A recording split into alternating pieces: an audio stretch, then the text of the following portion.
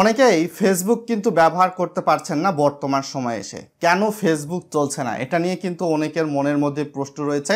তাছাড়াও mobile internet data কবে থেকে চালু হবে? ব্রডব্যান্ড কিন্তু চালু হয়েছে, বাংলাদেশ কিন্তু অলমোস্ট 4 থেকে 5 দিনের মতো হচ্ছে ব্ল্যাক আউট ইন্টারনেট কানেকশনের মধ্যে ছিল, কোনো ধরনের আমরা কমিউনিকেশন করতে কিন্তু পারতেছিলাম না। তো সাধারণত যে ব্রডব্যান্ড ইন্টারনেট কানেকশন এটা সীমিত পরিসরে চালু করা হয়েছে পরীক্ষামূলকভাবে, এবং মোবাইল ইন্টারনেট ডাটা এই সামনের সপ্তাহের সোম বা মঙ্গলবারে এর মধ্যেই চালু হতে পারে বলে জানিয়েছেন ডাক এবং টেলিযোগাযোগ মন্ত্রণালয়ের প্রতিমন্ত্রী যিনি পলক রয়েছেন তিনি।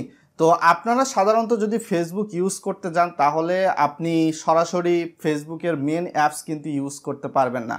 ফেসবুক লাইট যদি ইউজ করেন তাহলে কিন্তু আপনাকে ব্যাকগ্রাউন্ডে গুগল প্লে স্টোর থেকে একটা ভিপিএন কানেক্ট করে তার পরবর্তীতে ইউজ করতে হবে, আদারওয়াইজ কিন্তু ইউজ করতে পারবেন না। আর যদি মনে করেন আপনি গুগল প্লে স্টোর থেকে অপেরা মিনি বা অপেরা মিনি উইথ এআই এই ব্রাউজারটা ডাউনলোড করে আপনার ফেসবুকটা লগ ইন করেন তাহলে আবার আপনি ফেসবুক ইউজ করতে পারবেন। তো ফেসবুক থেকে শুরু করে মেসেঞ্জার এমনকি হোয়াটসঅ্যাপের সার্ভার যেটা রয়েছে, সার্ভারটা কিন্তু বাংলাদেশের যে সাম্প্রতিক সময় প্রেক্ষাপট গেল কোটা আন্দোলনকে কেন্দ্র করে এগুলো কিন্তু ডাউন করে দেওয়া হয়েছে।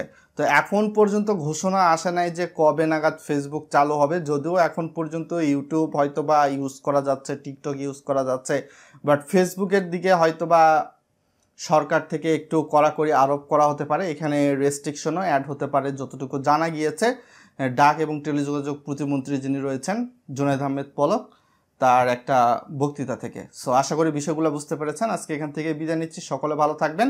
আমি একদম সরাসরি হাতে কলমে দেখিয়ে দিলাম না যে আপনি কিভাবে ফেসবুক ইউজ করবেন ভিপিএন ইউজ করে বা অপেরা মিনি ইউজ করে, কেননা বুঝতেই পারতেছেন সাম্প্রতিক সময় এগুলা দেখালে। সো আশা করি বুঝতে পেরেছেন, সকলে ভালো থাকবেন।